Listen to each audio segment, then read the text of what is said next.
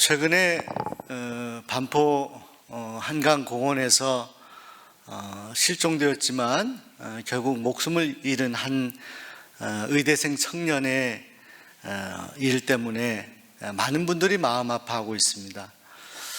저도 매일 인터넷 기사를 보면서 그 궁금한 일들에 대해서 소식을 듣고 있는데 참 마음이 아팠습니다. 그 아버지가 보니까 저하고 나이가 거의 비슷한 분이었던 것 같습니다. 아들을 잃고 힘들어하는 그 모습을 보면서 참 많은 공감을 하게 되었습니다. 여러분, 우리가 살아가면서 공감한다 이런 말을 하게 됩니다. 감정을 같이 느낀다는 거죠. 근데 공감하는 가장 중요한 일이 바로 부모로서 자녀를 느끼는 그 마음을 공감하는 일 같습니다. 왜냐하면 부모님은 자녀를 사랑하기 때문입니다. 자녀를 먼저 앞세운 일에 대해서 얼마나 힘들어하고 마음이 아플까라는 생각을 하게 됩니다. 왜 마음이 아픈 거죠? 부모가 자녀를 사랑하기 때문에. 그럼 그 사랑하는 그 부모님에 대해서 자녀들이 어떤 마음으로 살아야 될까? 성경에서는 분명하게 말씀하는 것이 부모를 공경하라. 이것이 첫 번째 계명이다. 우리가 출애굽기 말씀을 계속해서 보았습니다. 시내산에서 하나님께서 모세에게 10계명을 주셨습니다. 2개의 돌판, 하나님 이 10계명의 첫 번째 돌판이 1계명에서 4계명까지는 우리 인간이 하나님에 대해서 해야 되는 신앙적인 일들에 대해서 명령하셨습니다. 5번째부터 10번째까지는 우리 사람과 사람 사이에 지켜야 될 중요한 일에 대해서 명령하셨어요. 많은 일들 가운데 10가지로 요약해 놓았는데 사람과 사람 사이에 해야 될 중요한 일들, 이 덕목들, 이 명령들 가운데 가장 첫 번째 그 계명이 부모를 공경하라는 것입니다. 부모를 공경하라. 이 어버이 주일에 이 하나님의 엄중한 명령을 우리가 받들어 살아가는 하나님의 백성들이 다 되시기를 바랍니다. 근데 오늘 사도 바울은 이 신약 시대에 와서 에베소 교인들에게 말씀합니다. 오늘 1절에 사도 바울이 이렇게 권면합니다. 자녀들아, 주 안에서 너희 부모에게 순종하라. 이것이 옳으니라. 너희가 옳은 일을 하고 살아야 되는데 부모님을 순종하는 것이다. 그런데 주 안에서 부모님을 순종하는 것이다라고 말씀하고 있습니다. 저는 이 에베소서 6장 말씀을 가지고 설교를 많이 했었습니다. 근데 오늘 저는 1절 말씀을 묵상하는 가운데 이 말씀을 하는 사도 바울의 마음을 좀 헤아려 보고 싶었습니다. 그리고 제 안에 그런 느낌이 있었습니다. 이 말씀을 어떻게 해석해야 될지에 대한 지혜를 주셨습니다. 주 안에서 부모에게 순종하라. 이것이 어떤 의미일까요? 여러분, 부모님의 뜻과 때로는 하나님의 뜻이 다를 때가 있습니다. 여러분의 부모님이 주일에 예배하지 마라, 예수님 믿지 마라, 그렇게 하면 여러분 그 명령을 지키겠습니까? 하나님의 명령을 지켜야죠. 하나님을 섬기고 예배해야 되지 않겠습니까? 그럼 어떻게 해야 될까요? 주 안에서 부모에게 순종하라는 것은 여러분의 부모님의 명령이나 부모님의 뜻이 하나님의 뜻과 일치할 수 있도록 자녀로서 해야 될 도리를 하라는 거예요. 쉽게 말하면 여러분의 부모님이 하나님을 잘 섬기고 예수님을 잘 믿는 분들이 되도록 하라. 이런 명령이라 생각합니다. 부모님이 자녀에게 말씀할 때마다, 권고할 때마다 그 권고와 그 말씀이 하나님의 뜻이 되기 위해서 우리가 할 수 있는 최선은 우리의 부모님이 예수님을 잘 믿도록 하는 것입니다. 제가 사역을 하면서 가장 안타까운 일들은 부모님의 소천 소식을 성도님이 전하였을 때 이어지는 그런 안타까운 소식에 대한 일입니다. 목사님, 저희 어머님이 돌아가셨는데 어머님이 예수님을 믿지는 못하셨어요. 목사님, 저희 아버님이 돌아가셨습니다. 아버님이 교회를 다니시지 못했고 세례받지 못했어요. 늘 원했는데 그렇게 하지 못했습니다. 제가 이런 부음을 들었을 때 가서 위로 드리기가 참으로 어렵습니다. 사랑하는 여러분, 저는 바라기는 우리 수원종로교에 속한 여러분의, 우리 성도님들의 부모님들이 다 예수님 믿으시기를 바랍니다. 여러분을 통해서 여러분의 가정이 구원받기를 소원합니다. 주 예수를 믿으라, 그리하면 너와 내 가정이 구원을 받으리라. 주 예수를 믿으라, 우리에게, 우리 각자에게 주신 명령인데요, 그 하나님의 명령, 예수님 믿는 일은 나에게 국한된 일이 되어서는 안 된다는 거예요. 주 예수를 믿으라, 그리하면 너와 내 가정이 구원을 얻으리라. 너를 통하여 너의 가정이 구원받기를 원한다. 너를 통하여 너의 부모님이 구원받기를 원한다. 내가 부모님을 사랑하느냐? 그러면 부모님을 꼭 주님께로 인도하라. 제가 사역을 하면서 지난 부흥회 때 제가 간증한 일이 있습니다만은, 제가 예전 교회 사역하는데 한 권사님이 기도 제목을 어느 날 말씀하셨어요. 목사님, 어머님이 많이 아프신데 어머님과 그리고 아버님도 다리를 다치셔서 이렇게 휠체어를 타고 계시는 분이세요. 어머님과 아버님이 꼭 구원받기 원하는데 기도해 주십시오. 그래서 기도만 요청하셨는데 그 기도의 요청이 저에게는 마음에 무겁게 다가왔어요. 기도하는데 그 부모님의 성함을 제가 기억하며 기도하는데 하나님께서 기도만 하지 말고 할 수 있는 최선을 다해보라서. 먼 길이었습니다. 그 부모님이 사는 곳은 경기도 아주 먼 곳이었습니다. 어느 날 그곳에 신방을 갔습니다. 복음을 전했습니다. 딱지 맞고 왔어요, 처음에. 인간적으로는 참 좋으신데 예수님에 대한 거부감이 많으셨습니다. 어머님이 아프신데 그 아버님이 옆에서 예수 믿으면 안 된다라는 그런 간접적인 그런 암시를 주고 계셨던 것 같아요.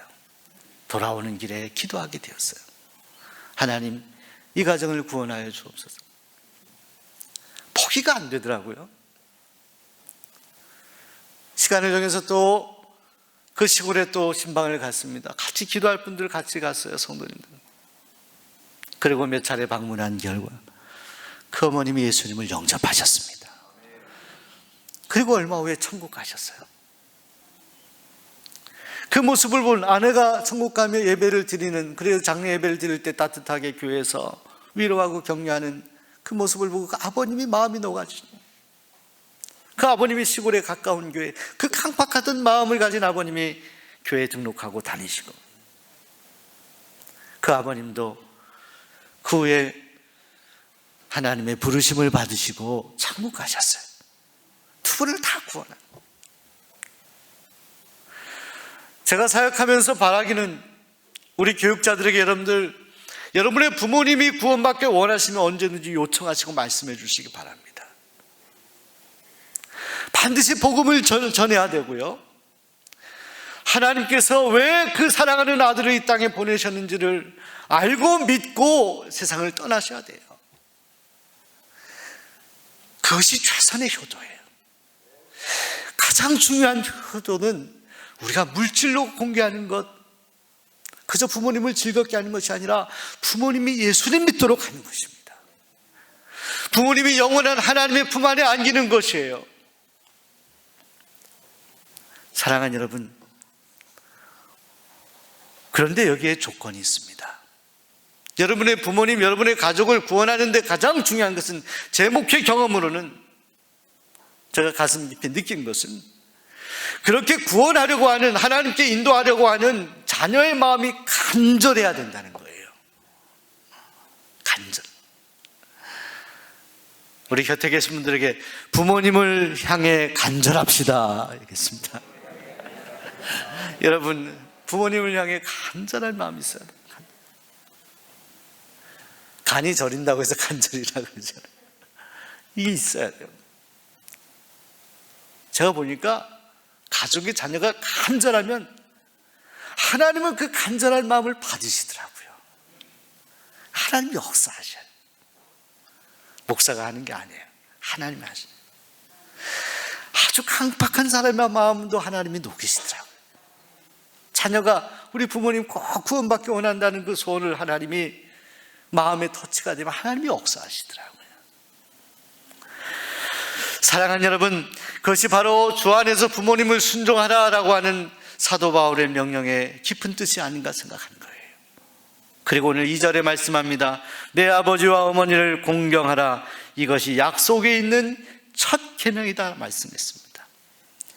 공경하다라는 그 단어가 나오는데 이것 히브리어로 그 원어의 뜻을 의미를 해석하면 그것은 무겁다라는 의미가 있습니다. 부모님을 무겁게 생각해라. 부모님을 결코 가볍게 생각하지 말아라. 이렇게 말씀하는 거예요. 헬라어 원어의 뜻은 존귀히 여기는 것입니다. 가치 있게 여기라. 부모님을 공경하라는 것은 부모님을 무겁게 여기고 존귀히 여기라는 그런 뜻을 말씀하는 것입니다. 여러분, 그 부모님을 왜 존귀히 여기고 무겁게 귀하게 여겨야 되는 것입니까? 우리에게 내리 사랑하신 부모님이기 때문에. 근데 우리는 살아가면서 우리가 자녀가 생기면서, 저도 자녀를 키웁니다만 자녀가 생기면서 자꾸 내리 사랑은 가요. 자녀에게 좋은 것, 좋은 음식 먹이려고 하고, 좋은 옷을 입히려고 하고, 또 좋은 학원 보내려고 하고, 자녀에 대해서는 많이 지원하고 그렇게 애를 쓰는데, 그러는 가운데 위를 향한, 부모님을 향한 시선을 놓칠 때가 많이 있어요. 오히려 자녀를 키우면서 나의 아버지, 나의 어머니가 이렇게 나를 키우셨구나라고 하면서 그 부모님의 사랑을 공감은 하면서도 손길은 자녀들에게 가는 거예요. 온통 자녀들에게 관심. 아니라는 거예요. 성경은 그게 아니라는 거예요. 자녀들을 사랑하되 말씀으로 잘 양육해 나가되 부모님을 가장 우선 섬기라는 거예요. 이것이 첫 번째라는 거예요. 우리 가정생활, 우리 인간관계의 가장 근본이 바로 부모님을 섬기는 것이고 부모님을 공경하는 것이다. 사도 바울은 강조하며 말씀하는 것입니다. 왜 그렇습니까? 첫째로 이것은 하나님의 명령이기 때문입니다. 하나님의 엄중한 명령. 군대에서 명령하면 그냥 해야 되는 것입니다. 하나님의 말씀에는 명령 같은 요소가 있습니다. 우리가 어떤 조건을 달거나 이유를 달지 못하는 그런 순종해야 되는 이유가 있어요. 왜? 하나님의 명령이기 때문에. 그런데요, 보세요. 하나님의 명령은 맹목적이지 않습니다. 그리고 하나님의 명령은요, 상식을 어기지 않습니다. 하나님의 명령은요, 우리 양심을 반하지 않습니다. 우리는 때로는 하나님의 명령이라 해서 지키는데 지나고 보면 다 뜻이 있어요. 우리 사람에게 유익하게 하는 거예요. 선하게 하는 겁니다. 하나님의 명령, 그 첫 번째 명령이 뭐냐? 부모를 공경하라는. 둘째로 우리가 부모님을 잘 공경하는 과정을 통해서 하나님을 섬기는 방법을 깨닫기 때문입니다. 여러분, 부모님을 잘 섬기지 못하는 사람이, 부모님을 잘 공경하지 못하는 성도가 하나님을 잘 공경할 수 있다 생각하십니까? 이거는 가능한 일이 아닙니다. 그것은 순리적인 일이에요. 부모님께 따뜻하게 잘하는 성도가 하나님을 잘 섬기는 거예요. 우리가 부모님을 섬기는 과정을 통해서 내가 부모님을 섬기는 마음으로 정말 하나님을 섬겨야 되겠다, 교회를 섬겨야겠다, 그 방법까지 깨달음을 얻게 되는 것이 바로 부모를 공경하는 일이기 때문에 하나님께서는 명령하신 거예요. 마지막으로 왜 부모를 공경해야 됩니까? 부모가 우리를 그토록 사랑해 주셨기 때문에, 우리를 그렇게 희생하며 양육해 주셨기 때문입니다. 여러분, 이 어버이날을 맞이하여서 어버이 주일에 저도 저희 부모님을 생각해 보았습니다. 얼마 전 어버이날을 앞두고 저희 어머님께 다녀왔습니다. 서울에 계시는데 하루를 자고 왔습니다. 1박 2일로 다녀왔습니다. 과거에는 결혼하기 전에는 늘 가정에서 지내지 않았습니까? 결혼하고 이제 떠난 이후에 가정에서 이렇게 부모님과 잠을 청하고 자는 날이 많지 않았죠. 이번엔 꼭 하루 자고 어머님과 대화하고 와야 되겠다 하고 대화하는데 어머님이 참 기뻐하시더라고요. 그 음성을 듣고 싶었어요. 함께 음식을 먹으며 과거 이야기도 나누었습니다. 여러분, 우리의 어머니들은 어떤 분이십니까? 저희 어머님은 어렸을 때 음식을 이렇게 맛있는 거 있으면은 항상 자녀들에게 먼저 주시는 거잖아요. 닭을 삶아요. 닭을 삶게 되면은 뽀얀 물이 나오고 닭을 먹게 되는데 이 껍데기, 어머님은 껍데기가 좋다 그러시다. 그게 맛있다고 드신다.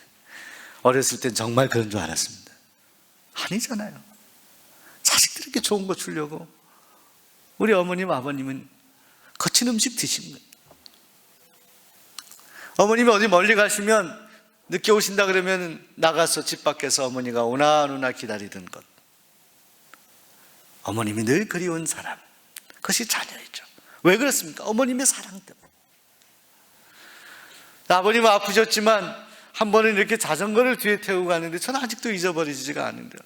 언덕을 올라가는데 몸이 아프신 대로 헉헉거리면서 이렇게 자전거를 태우고 올라가시는 아버님의 숨소리가 지금도 들려요. 겨울이 되면 유치원에 가는데 제가 어렸을 때 스타킹을 신잖아요. 유치원에는 스타킹 안에 꼭 양말을 한 개 신으면 좋은데 꼭 2개를 신으라고 아버님이 그렇게 주시면 양말을 신고 또 스타킹 신고 싫다고 그랬던 일이 기억납니다. 그렇게 자녀를 키우신 거예요. 좋은 것 있으면 자녀에게 주신 것이요. 사랑하는 여러분, 우리 부모님은 그렇게 우리를 키우셨습니다. 먹지 못하고 입지 못해도 자녀들에게 좋은 것 주시려고 그렇게 희생하셨던 것이 우리 부모님이었던 것을 기억하게 됩니다. 전에 고려시대에 고려장이라고 있지 않습니까? 병들거나 어려운 그런 처지에 있는 분들을 그냥 산채로 매장하는 고려장에 관련된 이런 이야기가 있습니다. 어떤 한 아들이 어머니가 이제 연로하셔서 아프시고 하니까 고려장 해야겠다 하고 어머니를 등에 메고 이렇게 올라가는데, 산길을 올라가는데 그 어머니가 가는 산길에서 가지 같은 것을 꺾어다가 계속 땅에 떨어뜨리는 거예요. 아들이 어머니에게 물었다는 거예요. 어머니 왜 그것을 꺾어다 계속 그 땅에 길에 뿌리십니까? 그랬더니 어머니가 하는 말씀이, 아들아, 너가 이 산길 높은 곳을 가서 나중에 돌아올 때 길을 잃어버릴까 봐 이거 지금 떨어뜨리고 가는 거다. 그게 우리 어머님의 마음이잖아요.